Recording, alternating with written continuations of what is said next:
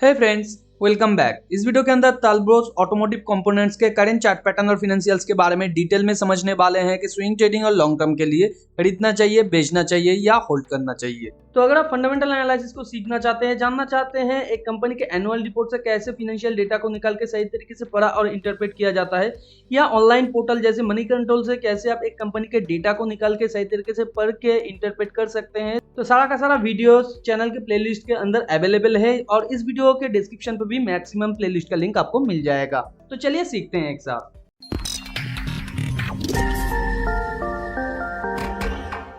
जैसे कि आप स्क्रीन पे देख पा रहे हैं, तालब्रोस का ये वनडे का चार्ट है। वनडे के चार्ट में ये लगातार एक कंसोलिडेशन फेज में लॉन्ग टाइम से था। उसके बाद इसने यहाँ से ब्रेकआउट किया और एक लॉन्ग टाइम कंसोलिडेशन फेज के अंदर चला गया था। हालांकि ये जो फॉर्मेशन था ये एक बुल फ्लैग का फॉर्मेशन था और बुल फ्लैग से ये जनरली ऊपर की तरफ ब्रेकआउट करता है। उसके बाद लगातार ये ऊपर एक बुल ट्रेंड के अंदर था और करंट सिचुएशन में यहाँ पे भी ये कंसोलिडेट कर रहा है, मगर यहाँ पे थोड़ा सा ऊपर आने की कोशिश किया है 2-3 दिनों से और ये मूव मोर देन 30% के आसपास है। तो करंट सिचुएशन में अगर कंपनी का शेयर आपके पास स्विंग पोजीशन के लिए है तो यहाँ पे किस तरीके से आपको ट्रेड को मैनेज करना चाहिए। तो फर्स्ट जो यहाँ पे आपके लिए स्टॉप लॉस बनेगा वो होगा 212.60 के आसपास, जो कि है ये जो बिग कैंडल पिछले दिन ही इसने क्रिएट किया है जिसका मूव 20% के आसपास था, तो इसके इमीडिएट नीचे। और यहाँ पे फर्स्ट जो टेक प्रॉफिट आपको मिल सकता था वो था पिछले दिन का टॉप पॉइंट, और उसके साथ साथ नेक्स्ट जो आपके लिए टेक प्रॉफिट बनता है ये जो आज के दिन का टॉप पॉइंट है यहाँ पे। और यहाँ पे थर्ड जो टेक प्रॉफिट बनता है यहाँ से यहाँ तक का जितना भी ये प्राइस मूवमेंट है ऊपर अगर हम लोग उतना ही मान लेते हैं तो 290 के थोड़ा ऊपर होता है 289 थोड़ा कंजर्वेटिव वजह से। तो यहाँ पे सिंपली आप देखिए मोर देन 25% के ऊपर 2 दिनों में इसने मूव दिया है और यहाँ पे पिछले टाइम का जो स्विंग पॉइंट टॉप था इसे ब्रेकआउट करके ऊपर जाने की ये कोशिश कर रहा है। तो जब भी कोई ब्रेकआउट होता है उसके बाद एक ब्रेकआउट का पुल बैक जरूर होता है, तो वो अगले ही बार में हो सकता है या 2-3 बार बाद भी हो सकता है। तो इसने अगले ही बार में इसको क्रिएट कर दिया है। तो यहाँ पे फिलहाल तो आप ये नहीं कह सकते हैं कि ये ब्रेकआउट आने वाले टाइम पे सक्सेसफुल होगा कि नहीं, क्योंकि ऊपर ये ओपन हुआ है उसके बाद लगातार ये नीचे आने की कोशिश किया है। मगर यहाँ पे पॉजिटिव चीज और एक है, वो है पिछले टाइम जो स्विंग हाई पॉइंट है वहां तक आके ये फिर से थोड़ा सा रिवर्स करने की कोशिश कर रहा है। मगर यहाँ पे ऊपर से जब ये नीचे की तरफ आ रहा था तो ये इसका फर्स्ट लेग हो गया, उसके बाद थोड़ा सा पुल बैक करने के बाद ये सेकेंड लेग भी क्रिएट कर सकता है।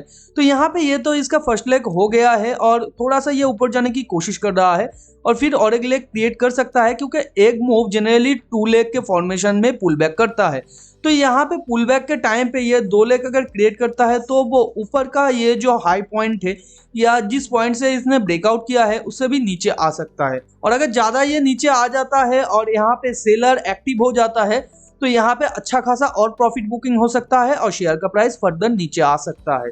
तो यहाँ पे करंट सिचुएशन में आपको क्या करना चाहिए, यहाँ पे क्या सेल कर देना चाहिए, तो और 2-3 बात यहाँ पे हम लोगों को ध्यान रखने की जरूरत है। जैसे कि हर एक ब्रेकआउट सक्सेसफुल नहीं होता है, यानी कि मोर देन 80% ब्रेकआउट्स फेल हो जाता है और यहाँ पे एग्जिस्टिंग ट्रेंड के अंदर जो मूव जाता है वो 80% टाइम पे सक्सेसफुल हो जाता है। तो यहाँ पे लॉन्ग टाइम से ये एक बुल ट्रेंड के अंदर था और बुल ट्रेंड के अंदर रहने के दौरान ये जो मूव है ये एग्जिस्टिंग ट्रेंड के अंदर ही जाने की कोशिश कर रहा है। तो यहाँ पे सक्सेस होने का प्रोबेबिलिटी 80% तक है, मगर ये एक ब्रेकआउट है और ब्रेकआउट मैक्सिमम टाइम खत्म हो जाता है 1 या 2 बार के अंदर ही। तो यहाँ पे ये और एक नेगेटिव चीज है। तो ये दोनों सिचुएशन के अंदर हम लोगों को सोचना सिर्फ यही है, अगर हम लोगों ने नीचे खरीदा है तो यहाँ पे थोड़ा सा प्रॉफिट बुकिंग हम लोगों को कर लेना चाहिए। करीबन 60 to 80% अगर आप प्रॉफिट बुकिंग यहाँ पे कर लेते हैं तो फर्दर जो बाकी का रिमेनिंग पोर्शन है वो आप टेल कर सकते हैं। टेल अप किस तरीके से करेंगे, मान लीजिए ये शेयर का प्राइस अगले ही दिन और थोड़ा सा नीचे आता है और फिर यहाँ से छोटा छोटा बार क्रिएट करके रिवर्स जाने की कोशिश करता है, तो यहाँ पे भी आप थोड़ा सा और ऐड कर सकते हैं। अगर आप ऐड नहीं भी करते हैं तो फर्दर ये शेयर का प्राइस जब पिछले टाइम स्विंग हाई को तोड़ के ऊपर जाएगा तो यहाँ से आप स्टॉप लॉस को लेके ये जो स्विंग पॉइंट लो इसने बनाया था इसके नीचे आप डाल देंगे और फर्दर जब ऊपर और एक ये कंसोलिडेट करेगा या पुल बैक करेगा और उससे ऊपर जाने की कोशिश करेगा पिछले टाइम स्विंग हाई को तोड़ के, तो यहाँ से स्टॉप लॉस को लेके ये जो नया स्विंग पॉइंट लो बनाया है इसके नीचे आप डाल देंगे। इस तरीके से अगर आप टेल करते जाएंगे तो आपका स्टॉप लॉस छोटा हो जाएगा और आने वाले टाइम पे टेक प्रॉफिट बहुत बढ़ जाएगा। और एक चीज ये इस ब्रेकआउट के अंदर मुझे दिख रहा है, ये जो ब्रेकआउट हुआ है ये थोड़ा सा ही कंसोलिडेशन के बाद ही ब्रेकआउट हुआ है। तो यहाँ पे ये अगर और थोड़ा सा लॉन्ग टाइम के लिए कंसोलिडेट करके फिर ऊपर जाने की कोशिश करता और अच्छा खासा ब्रेकआउट का बार इस तरीके से क्रिएट करता तो यहाँ पे और भी थोड़ा कन्विक्शन ये होता कि कंपनी का शेयर और फर्दर ऊपर जा सकता है। मगर यहाँ पे छोटा सा ही इसने कंसोलिडेट किया है, कंसोलिडेशन के बाद ऊपर जाने की कोशिश किया है। तो यहाँ पे और एक ये नेगेटिविटी है और उसके साथ साथ कंपनी का ये थर्ड पुश है, यहाँ पे फर्स्ट, यहाँ पे सेकंड और यहाँ पे थर्ड पुश।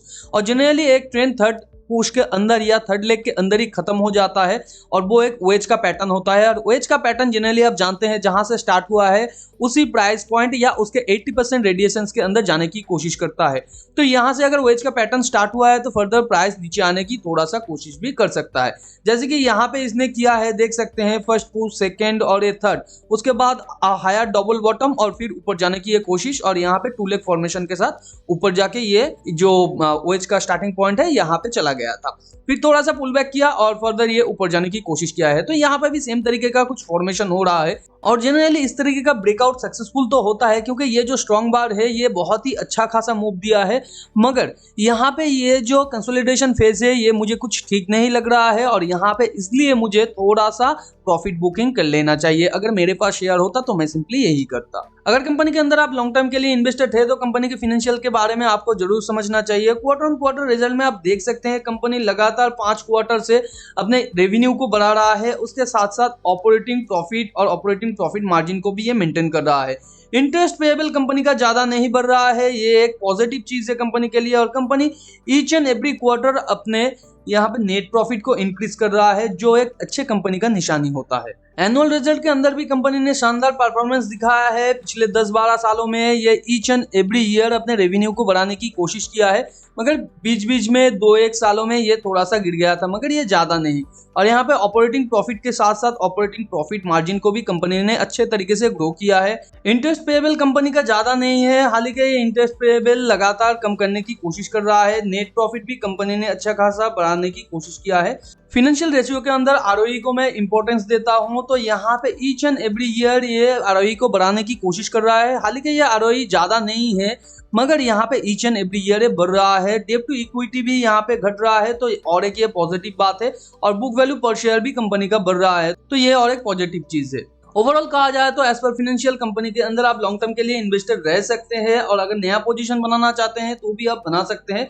मगर यहाँ पे मैं सिंपली यही आपको कहना चाहूंगा, अगर यहाँ पे ये थोड़ा सा और नीचे आने की कोशिश करता है और फिर ऊपर जाने की कोशिश करता है एक अच्छे खासे ब्रेकआउट के साथ या स्ट्रॉन्ग बार के साथ, और फिर थोड़ा सा नीचे मूव करके फिर ऊपर जाने की कोशिश करता है पिछले टाइम स्विंग हाई को तोड़ के, तो यहाँ पे आपके लिए नया स्विंग पोजीशन भी बनेगा। और लॉन्ग टर्म के लिए अगर आप इन्वेस्ट भी करेंगे इस पोजीशन में तो यहाँ से आपको थोड़ा सा स्टार्टिंग में प्रॉफिट भी देखने को मिलेगा। मगर करंट सिचुएशन में वेट एंड वॉच करना ही आपके लिए स्विंग ट्रेडिंग और लॉन्ग टर्म के लिए सही होगा। और अगर आप इसके अंदर छोटा सा पोजीशन लॉन्ग टर्म के लिए लेना चाहते हैं तो पोजीशन बहुत ही छोटा होना चाहिए, ताकि आने वाले टाइम पे अगर ये ब्रेकआउट सक्सेसफुल होता है तो आपको स्टार्टिंग से ही प्रॉफिट हो जाए। टेलीग्राम चैनल को भी ज्वाइन करके रखिए, उसके अंदर सडनली अगर कोई अपॉर्चुनिटी इमर्ज होता है तो वहां पे ही अपडेट दिया जाता है, क्योंकि वीडियो बनाना बहुत ज्यादा टाइम कंज्यूमिंग हो जाता है। नीचे डिस्क्रिप्शन पे लिंक दिया हुआ है टेलीग्राम चैनल का, आप जाके ज्वाइन करके रख सकते हैं। मिलते हैं अगले वीडियो पर, तब तक के लिए अपना बहुत ज्यादा ध्यान रखिए। Thanks for watching and happy investing.